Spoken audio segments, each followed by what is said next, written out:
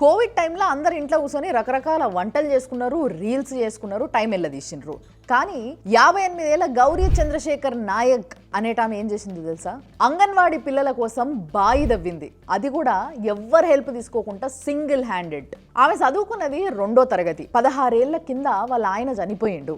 2 పిల్లల్ని చదివించుకునేటందుకు ప్రతిరోజు కూలి పని చేసేది. కానీ కోవిడ్ టైంలో ఎటువంటి పని లేకపోయేసరికి ఏం చేయాలనో అర్థం కాక ఖాళీ ఉండడం ఎందుకు అని ఆలోచించి అంగన్వాడీ పిల్లలకు నీళ్లు తాగేటందుకు నీళ్ళకు కష్టమవుతుందని చెప్పేసి ఒక్కతే బాయి దవ్వింది. అంతకుముందు వాళ్ళ పొలంలో కూడా నీళ్లు లేవు అని చెప్పేసి ఒక్కతే బాయి దవ్వుకుంది.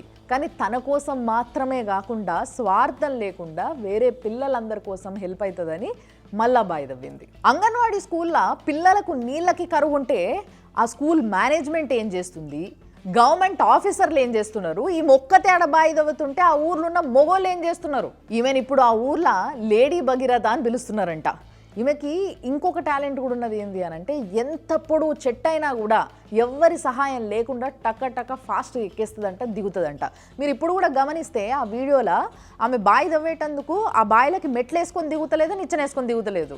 హ్యాపీగా తాడు పట్టుకొని కిందికి దిగుతుంది, పని చేస్తుంది, పైకి వస్తుంది. కొద్దిగా చదువుకొని ఏదన్నా జాబ్ దొరికిందనుకో, అబ్బా పొద్దున్న నుంచి రాత్రి దాకా ఒకటే పని అవుతుంది, అసలు పిల్లల్ని చూసుకొని టైం దొరుకుతుంది అని పిల్లల్ని, తన సొంత పిల్లల్ని కూడా చూసుకుంటలేరు ఎవరు.